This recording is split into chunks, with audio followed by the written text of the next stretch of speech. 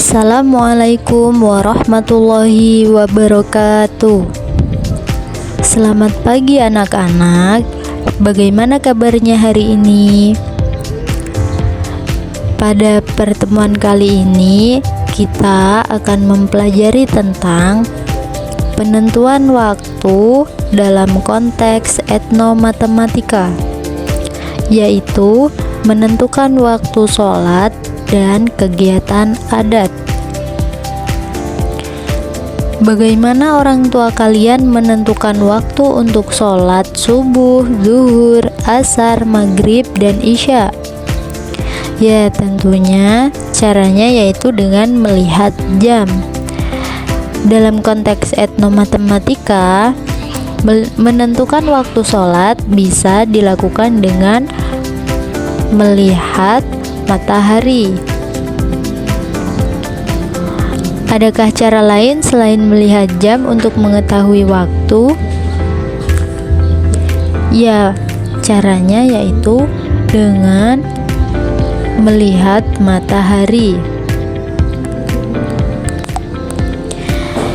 Jadi, manfaat mempelajari pengukuran waktu dalam kehidupan sehari-hari yaitu khususnya berkaitan dengan kebiasaan atau tradisi di lingkungan.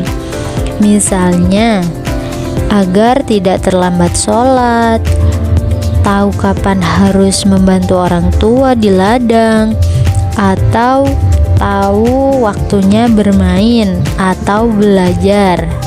Baiklah, Ibu akan membacakan tujuan pembelajaran yang diharapkan didapat siswa. Tujuan pembelajaran yang pertama yaitu siswa diharapkan dapat memahami konsep etnomatematika. Tujuan pembelajaran yang kedua, siswa diharapkan dapat mengidentifikasi penanda waktu alami seperti posisi matahari, panjang bayangan, dan perubahan warna langit. Tujuan pembelajaran yang ketiga, siswa diharapkan dapat menjelaskan metode pengukuran tradisional.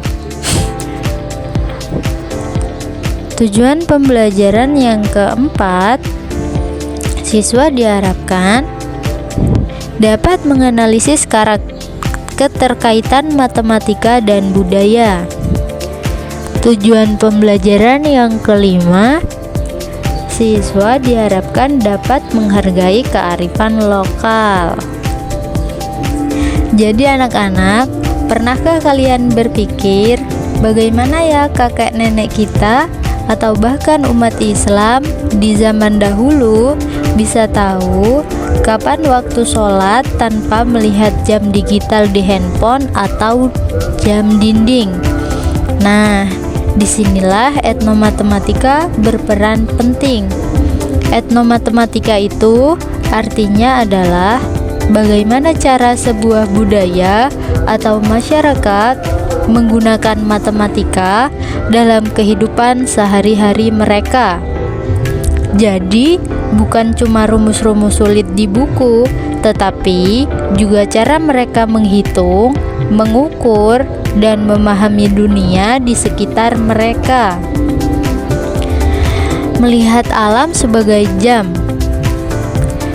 Jadi, dulu umat Islam sangat dekat dengan alam.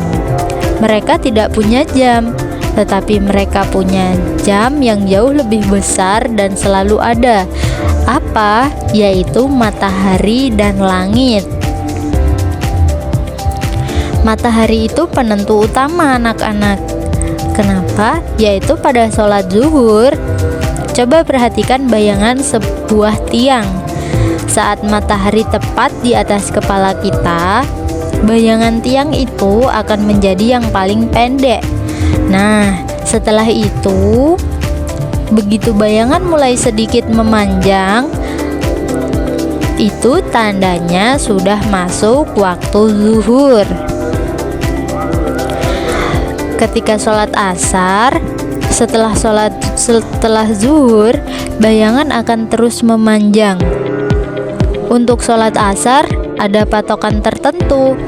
Misalnya, bayangan suatu benda tingginya sudah 2 kali lipat dari tinggi badannya sendiri.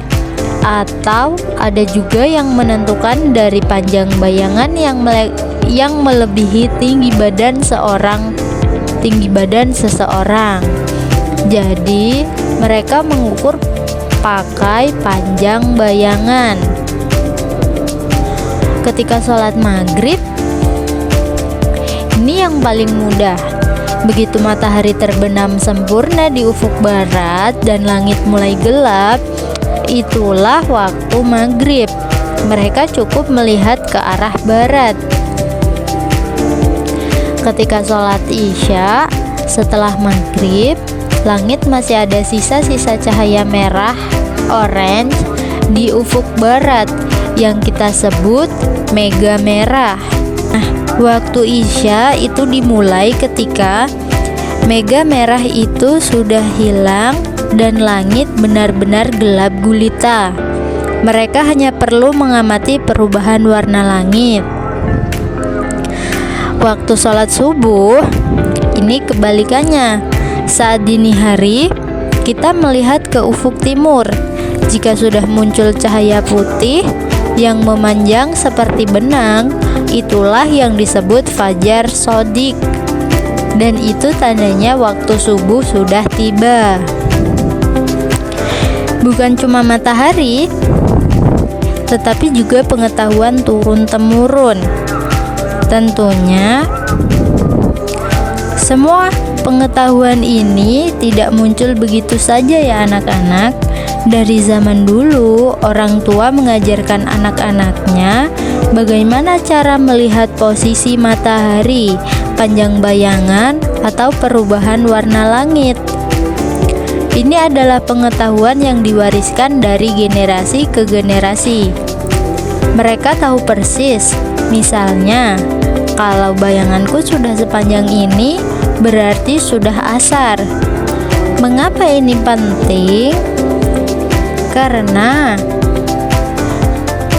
menunjukkan bahwa matematika itu tidak selalu tentang angka-angka dan rumus di papan tulis, tetapi juga tentang pengukuran.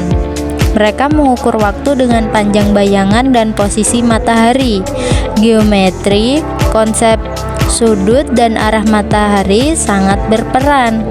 Astronomi, mereka memahami pergerakan benda-benda langit, terutama matahari.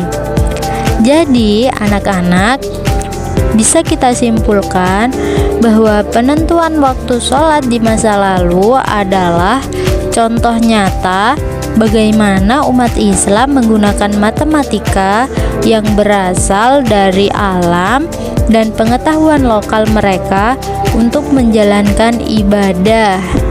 Mereka sangat cerdas dalam membaca tanda-tanda alam ya. Sampai sini, apakah ada pertanyaan? Baiklah anak-anak, demikian tadi penjelasan atau materi yang dapat Ibu jelaskan pada kesempatan kali ini. Untuk itu, Ibu tutup pembelajaran kali ini dengan membaca hamdalah. Alhamdulillahirabbil alamin. Ibu akhiri, wassalamualaikum warahmatullahi wabarakatuh.